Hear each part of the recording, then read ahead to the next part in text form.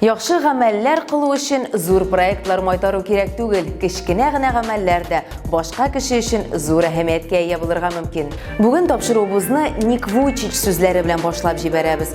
Күпләр аны һәм аның тормыш юлын беләдер дип уйлыйм.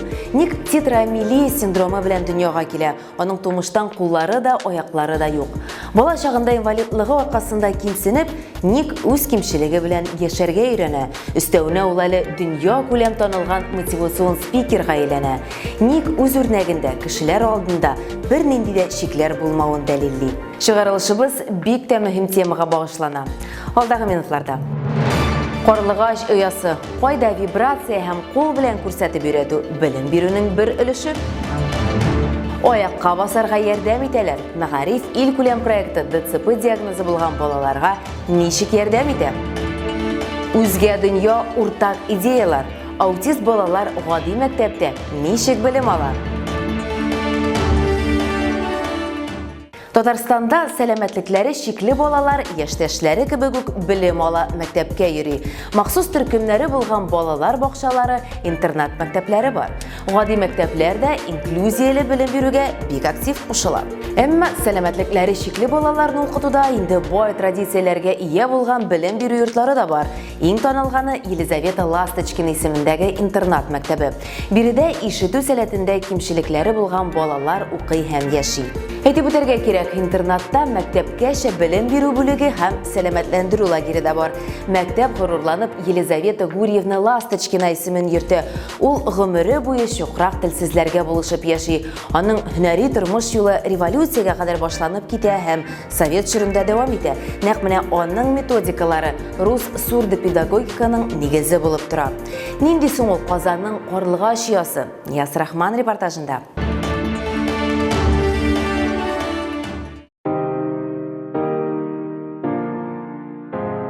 Казанның иң борынгы белем йортларының берсе бу Елизавета Ласточкина исемендәге сәламәтлекләре шикле балалар өчен интернат мәктәбенә быел 134 ел тулды. Аны Татарстандагы түгел, Россия күләмендә дә яхшы беләләр. Елизавета Гурьевна Ласточкина биредә үзе 76 ел хезмәт иткән. Ул уку йортын революция һәм ике бөтен дөнья сугышлары вакытында саклап кала алган. Бүген дә ул начар ишетүче балалар өчен бу зур тормышка юл бирүче мәктәп. Тихо, тихо. А ты послушай. Алар бу тормышның матурлыгын күрә, тик тавышын гына ишетә алмый. Ләкин кичкенәдән гадәти балалар кебек укырга һәм язарга өйрәнә. Дәресләрдә монда үзенчәлекле, әлеге башлангыч сыйныф укучылары махсус тавыш көчәйткечле колакчыннар ярдәмендә тавышларны аерырга өйрәнә.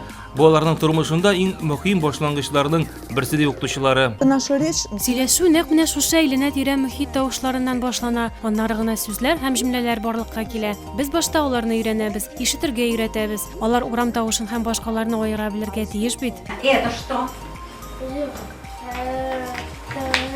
Цветы много. Один, как ребята? Один. Ә бу исә өлкәнрәк сыйныф укучылары, алар тавыш аерырга гына түгел, тулы дәрестә дә катнашалар. Ласточкина исемендәге интернат мәктәптә бүген 180 бала укый. Махсус сыйныфлар, шартлар һәм шөгыльләнү өчен җайланмалар бар. Барлык мөмкинлекләр дә тудырылган. Яблочный джем. Дәресләр гадәти мәктәпләрдән аерылмый монда. Төрле түгәрәкләр эшләп килә. Малайлар һәм кызлар үзләре кызык булган юнәлешне сайлый ала. Ашарга пешерергә, тегү, чигү кул эшләренә барысын да тәҗрибәле укытучылар өйрәтә. Әлбәттә, спорт мәктәптә беренче урында тора. Сәламәтлекләре шикле булганга карамастан, әлеге егет һәм кызлар горурланырлык уңышларга ирешә. Дамир Сафиулов ирекле көрәш буенча дөнья чемпионы, башкалар да аннан калышмый. Мин ирекле көрәш белән 4-нче сыйныфтан бирле шөгыльләнәм. Бу миңа бик ошый. Мин дөнья чемпионы исеменә ирештем. Уку да читтә калмый. Мин әдәбият, тарих дәресләрен яратам. Мин бадминтон белән мавыгам. Европа чемпионатында призлы урынга ия булдым. Без биредә бик тыныч һәм дус яшибез.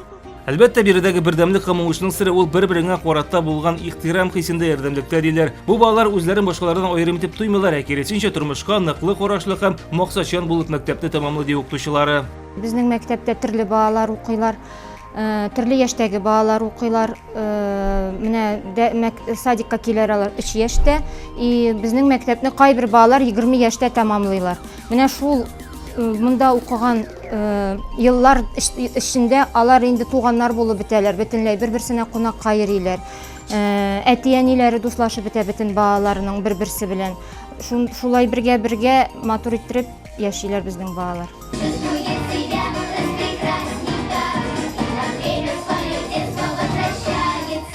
Җыр бию һәм төрле конкурслар шулай ук бу балаларны читләтеп узмый. Алар Россия күләм бәйгеләрдә катнашып уңышлы чыгыш ясыйлар. Нәкъ менә мәхәббәт һәм бер-берсенә терәк булу, укытучыларның тырышлыгы бу балаларның сәламәтлекләре кимчелекле түгел, ә җәмгыятьнең тулы бер вәкиле итеп хис итәргә мөмкинлек тудыра. Мәгариф илкүләм проектының Заманча мәктәп федераль проекты кысаларында Татарстанның физик мөмкинлекләре чикле балалар өчен булган 17 мәктәбе җиһазландырылды. Һәр белем бирү йортына 4 миллион сумга җиһаз һәм махсус җайланмалар кайтартылды. Мәсәлән, Казанның сәламәтлек мөмкинлекләре чикле балалар өчен 4-нче интернат мәктәбе психолог, дефектолог, логопед һәм технология кабинетларына җиһазлар алды. 97%-ка якын сабый биредә балалар церебраль параличи диагнозы белән. Һәм биредә балаларга белем биреп кенә калмыйлар, аларны дәвалыйлар. Һәм чыгарылыш сыйныф укучыларының күбесе өстәмә белем алганнан соң эшкә урнаша ала.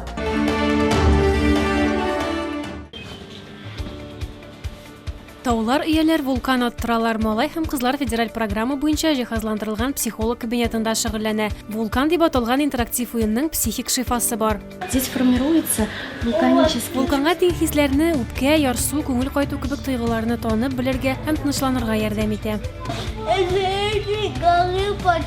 Башта таулар иябез, аннан вулкан ата. Дәвалау физкультурасы өчен мөмкинлекләр арту, заманча тренажерлар барлыкка килү, церебраль паралич диагнозы булган балаларның хәлен күпкә тотрыклы итү мөмкинлеген бирә. Массаж кабинеты да заманча җиһазландырылган, тернәкләндерү мөмкинлекләре арткан. Балалар тернәкләндерү кабинетларына нигездә укудан соң бара, көндезге 12-дән соң.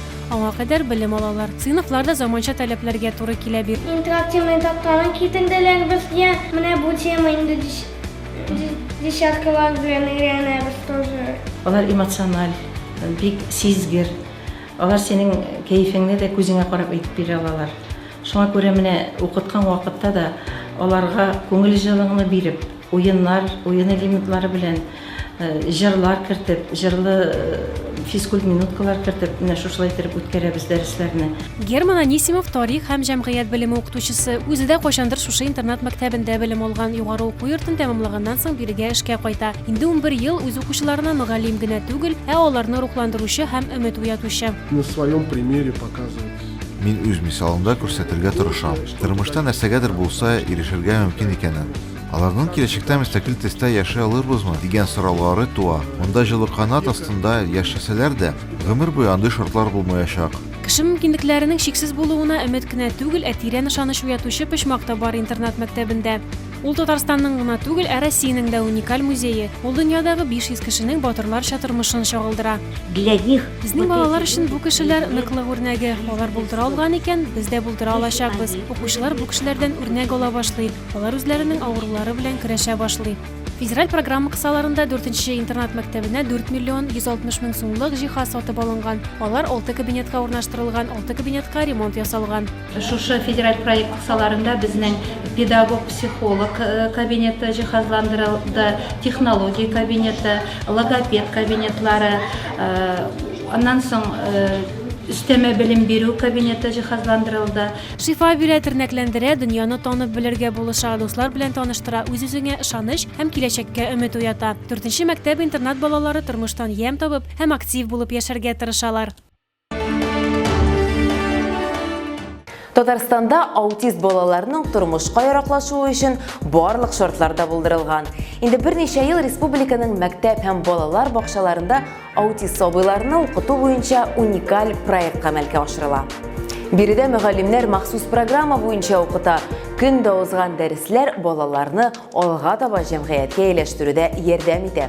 Сабыйлар бераз үзгә дөньяда яши, алар чынбарлыкны башкача ишетә, күрә һәм тоемлый. Шунлыктан әлеге балалар белән кеше яшьтән үк эшли башлау зарур, һәм монда инклюзияле белем бирү усулы зур роль уйный.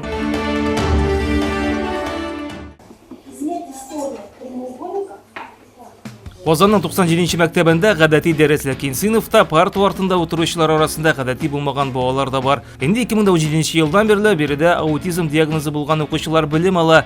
Элек алар махсус мәктәпләрдә генә укыса, хәзер хәл башкача. Башкалар белән бер тигез дәрәҗәдә алар. Тик һәр үзенчәлекле баланың ярдәмчесе, ягъни тьюторлары бар. Алар баланы дәрескә озата, ярдәм итә һәм гел янәшәләрендә була. Балалар бүтән җирдә балалар инде алар. Шундый ук бик әйбәт балалар. Шушы класста, махсус класста алар белән укыйбыз. Аннары бүтән балалар җанына барабыз инде. Регуляр класс дип әйтәләрме инде. Шунда алар белән булышабыз аларга. Кая язарга, кая нитергә инде. Бүген 97-нче мәктәптә аутизм диагнозы булган бер дистә бала белем ала. Алар 1-нче һәм 3-нче сыйныф укучылары, махсус класслары, ял итү бүлмәләре бар. Тәнәфес вакытында балалар монда уйный, күнегүләр ясый. Ә монысы махсус ресурс сыйныфы. Биредә парталар, урындыклар һәм шортлар башка класслардан аерыла. Шуңа күрә әлеге балалар өчен биредә барлык шартлар тудырылган. Ул чыннан да уникаль диләр укытучылар, чөнки сыйныфны башка төбәкләр тәҗрибәсен өйрәнеп, аутизм булган балаларга якынлаштырып эшлиләр. Бүген мондый ресурс сыйныфлар Казанның 1-нче һәм 97-нче мәктәбендә бар. Бу төр балалар үзенчәлекле һәм аларга аерым игътибар таләп ителә дип белгечләр.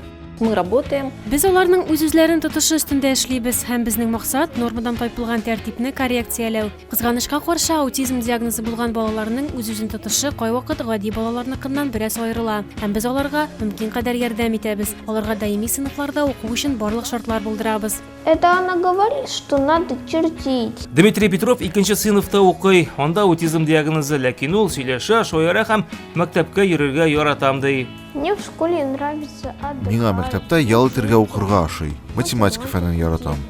Мәктәп бу балалар өчен үзе бер дөнья, чөнки әлеге авыруның үзенчәлекле яклары шактый. Шуңа күрә балаларның кәефе, аралашуы, үз-үзен тотышы зур игътибар таләп итә. 2017 елга кадәр гадәти мәктәпкә укырга бирү турында әти-әниләр бары тик хыяллана гына. Төрле мөрәҗәгатьләр, хатлар язып, алар бу мөмкинлеккә ия булды. Айсин Әхмәдиеваның улы 97-нче мәктәпкә йөри башлавы зур бәхет дигән кеше. Моналар зур җиңүгә тиңли.